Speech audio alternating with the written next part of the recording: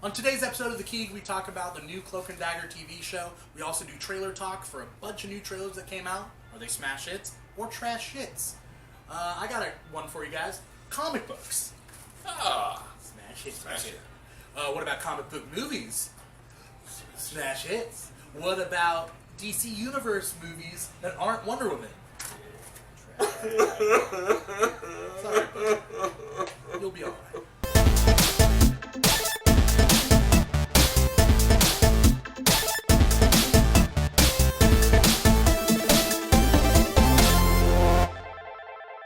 Coming at you from Comic Quest in sunny Southern California, this is The Keeg. I'm your host with the most toast, Dimithri Perera. How much toast is the most toast? There's a lot of toast going on. At least Is it like a whole slices. loaf or just half a loaf? Okay, look, truth be told, I'm not a big fan of toast. That's why you have the most, because you haven't eaten it. Lightly toasted with a lot of butter is fine. Yeah, Enough butter that I don't taste the toast. Occasionally some peanut butter on top of that. Yeah, I can do that. burnt? I like No. Less toasted the better for me. Oh. Yeah. Why is it that every time on this show we're talking about some form of food brand? Because food makes the world go round. I'm your host, James Markoski, and today we got some geek news to cover, some trailer talk, some new shows to talk about, and I can't do it alone. And that's why I brought in two of the coolest cats I know. To my left, we got Graham Beightol. Graham is a comedian, also a cool cat, as I mentioned earlier. Graham, how you doing? Great. First and foremost, sourdough, medium, a lot of butter, and occasionally some peanut butter on top of the Okay. sandwich. Do you put butter and peanut butter at the same time? Yeah, you do that double butter action.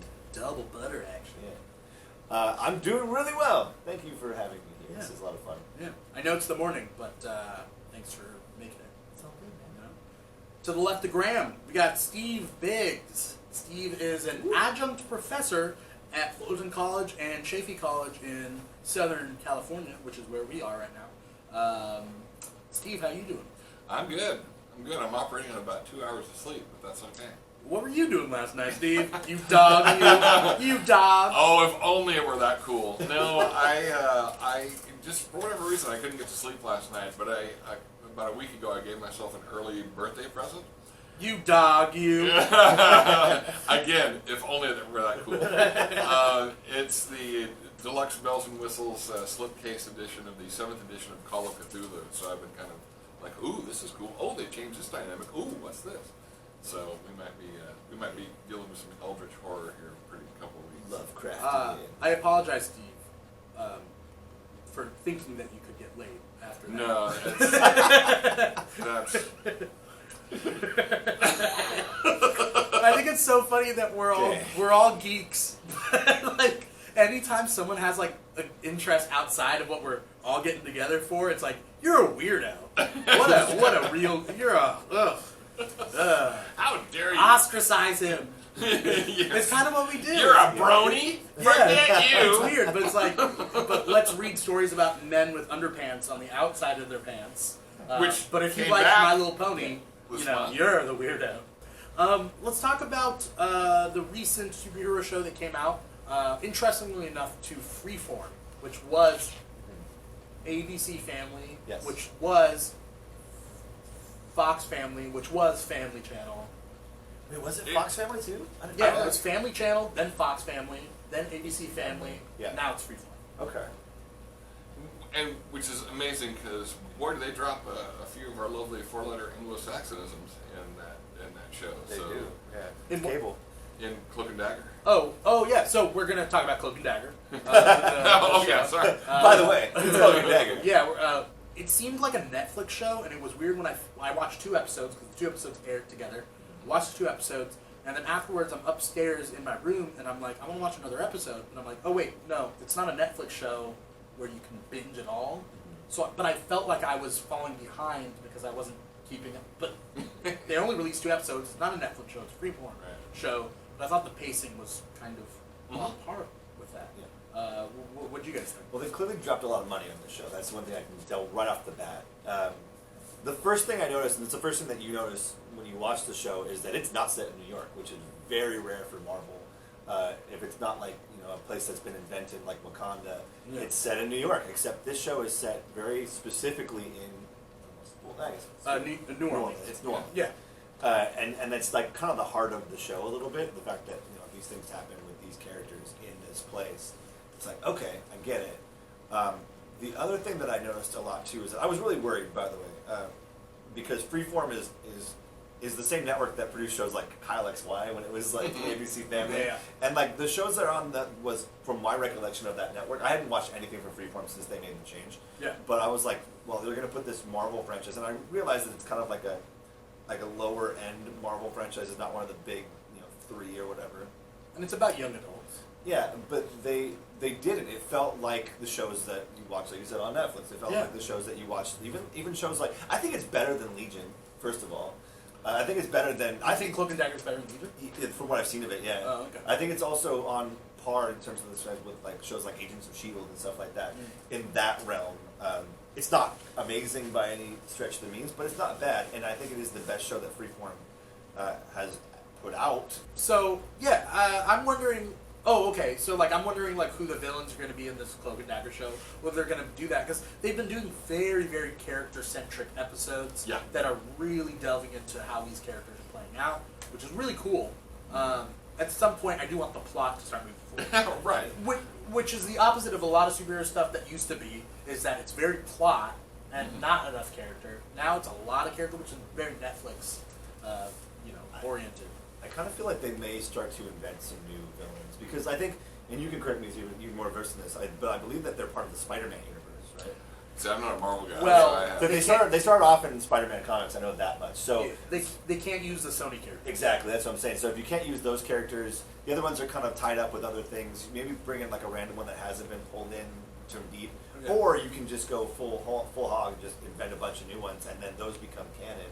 And now the comic book writers can go, oh yeah, I can play with that. And now you have art imitating life, imitating art. I mean, art imitating art. Yeah, but, and that happens all the time. So I would love to see them take that and do that. It'd be kind of cool.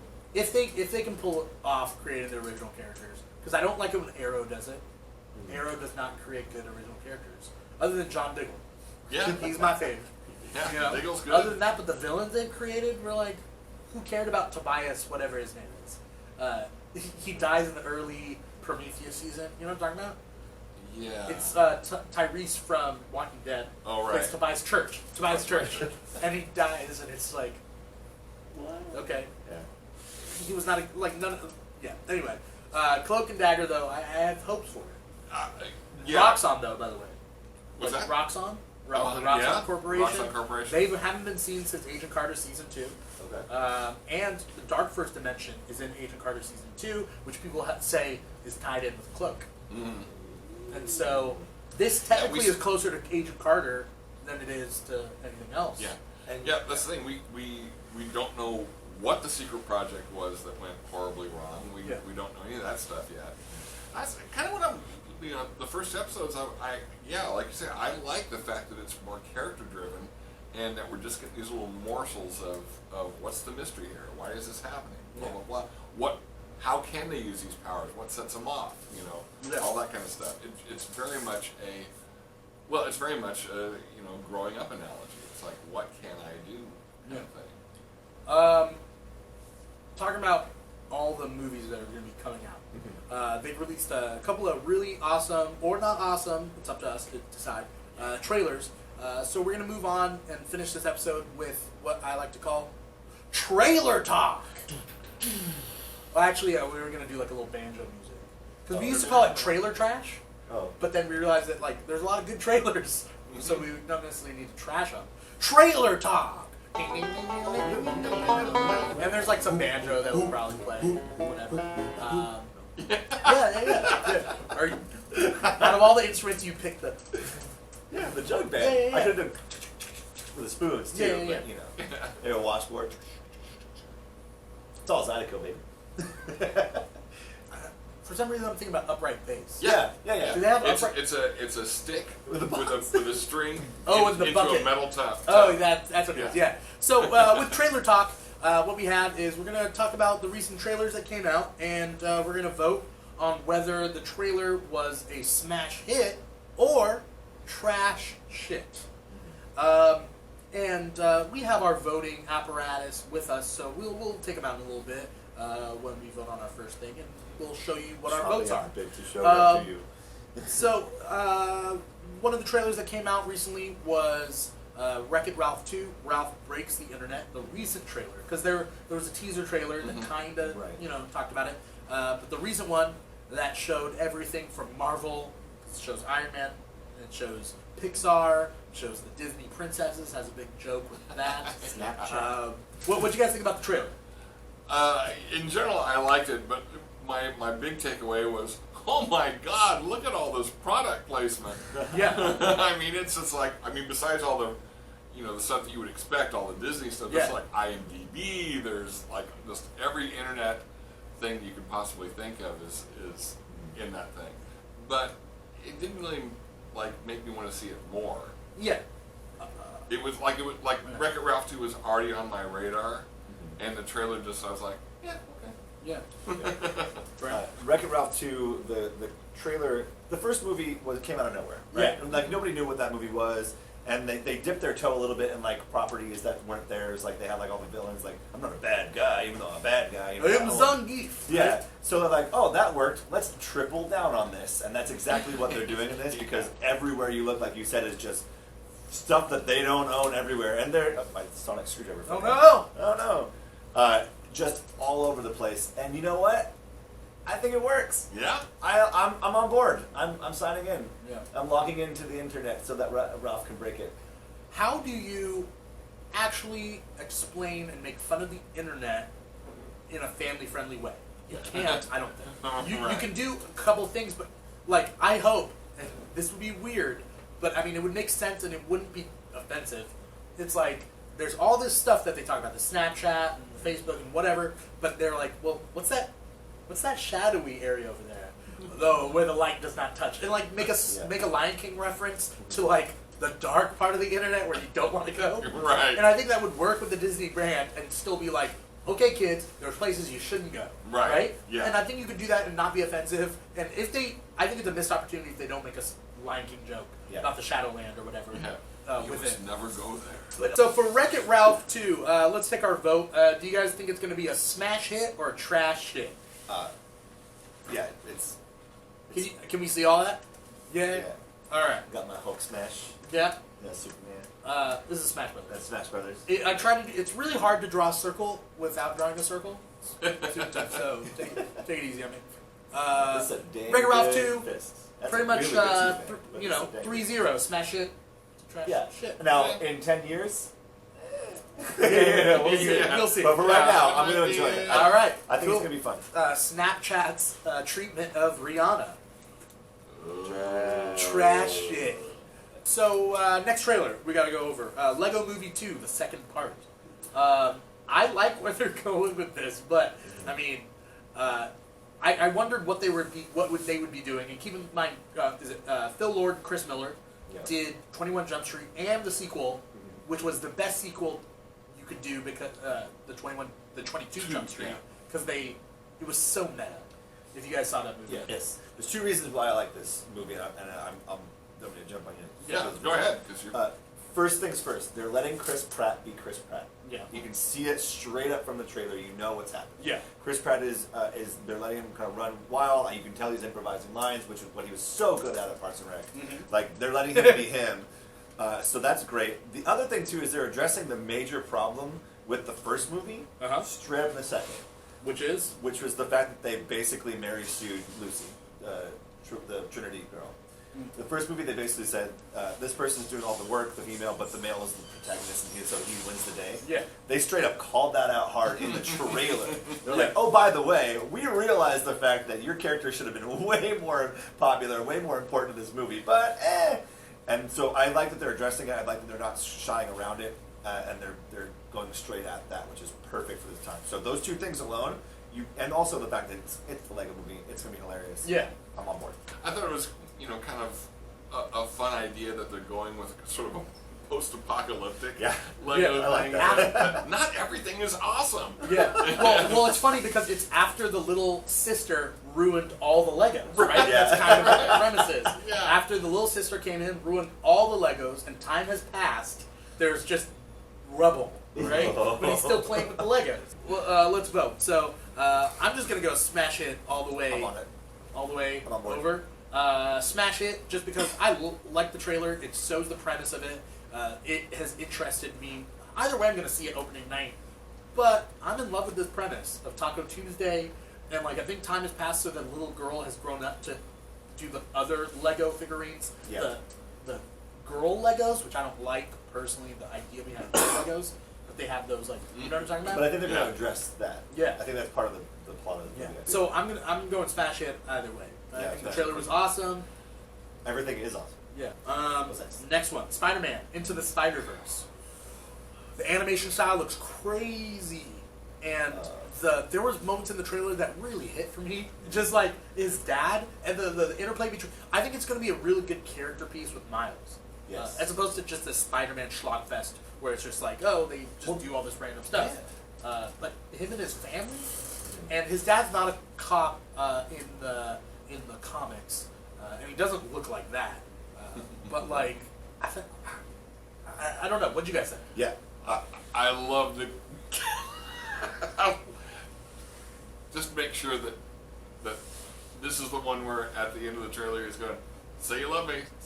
Yeah. Okay. Yeah. Oh, I was howling. I Yeah. thought, oh, okay, that's what this is going to be. Yeah. Awesome. I'm not gonna lie. I wish this had come out 7-8 years earlier, so that we could have Donald Glover be Miles Morales, as opposed to Donald Glover being his pseudo uncle in the Homecoming movie. Yeah. But I'm so happy to see Miles Morales on screen. I'm ready. Well, the world is ready to see that Spider-Man. It's kind of interesting what they do with Peter Parker. Kind of like, Middle aged Peter Parker? I'm a little bit, older now, and I'm kind of broke because all I do is Jake Spider-Man. Johnson, by the way. Oh, that's Jake. That's Jake Johnson's it? voice. So he's a slob like Nick in New Girl. I think Miles Morales is the one Spider-Man thing that everyone's been clamoring for Yeah. for a long Yeah, time. I do know that. Even though it's animated and not live action, and it could be live action, and I hope it does become If live this action is a hit? soon. I'm just to see that character at all right now is perfect for me. Right. What do you guys think? I didn't know this movie existed until Yeah. I saw this, and now I'm super hyped. So the trailer did its job. Smash it. I think the movie itself is going to be a smash. Again, the trailer. Wow. Yeah. I like it. First things first, we're all super positive people, by the Yeah. way. Oh. We're like, Oh, just wait. yeah. Like, I think... Spoiler alert, I'm not going to be voting all smash it. Yeah, that's fair. No. Well, I'm going to... the order that I had written is different. But, we do have to wrap up real quick. So, one last movie. And this is very interesting because I think people can be on the line about this. Bumblebee. If you see the trailer for it, we'll just give our quick 2 cents and we'll vote. Personally, I think this could make up for any past mistakes. It almost looks like a new continuity. It takes place in the past, which is weird because are we saying that Shia LaBeouf happens after? But I love Haley Steinfeld. I like kind of what they're doing, and they're kind of making it a heartfelt movie. And the last thing I wanted in a Transformers movie is heart, because they're machines. So no. Ooh. Yeah, I was really done with Transformers after the second one. I only saw Transformers 3 because I needed to kill some time between classes. I liked 1 and 3. I'm just saying. Ugh. I never saw 5. 4 was horrible. 2 was horrible. 3 was it. At that point, I was just like, no, these movies are garbage. Half And of nothing one. I ever heard since then. I loved 1. But, yeah. And one Let's vote real quick. Yeah, I did. is I'm going optimistic, man. I hope I hope you get what you want. If the review, Unfortunately, that's all the time we have for you guys today. Before we do leave, I want to thank you guys for coming out and being on the show. Graham, Yes. where can people find you next? Yeah, Graham Beightol on Instagram, but if you don't want to figure out how to spell my last name, just go to Twitter. GrahamScott64 is my Twitter handle, and you can hit me up there. Cool. Sure. Ooh. so pretty much I'm taking the summer off so far as doing shows or anything, but I did want to plug 2 things. I'm a member of Theater of Note up in Hollywood, and we are, and Hollywood's in the middle of its annual Hollywood Fringe Festival, so if you go to HollywoodFringe, alloneword.com, you can find out the schedules of shows playing at Theater of Note or really just playing anywhere. There's a lot of like really great, pushing the edge, theater going on up there, and it's relatively inexpensive too. I mean, ranges anywhere from like $10 to $20, maybe a little bit more for some more high profile stuff. And then beyond that, I might be making a couple of appearances on my friend's other podcast, which is called Geek Shock. And they're a bunch of guys that used to work with me at Star Trek: The Experience out in Las Vegas. Oh, And Star Trek. yeah, He's a Klingon. yeah. No way! Oh, okay. Yeah. Look those photos up. Yeah.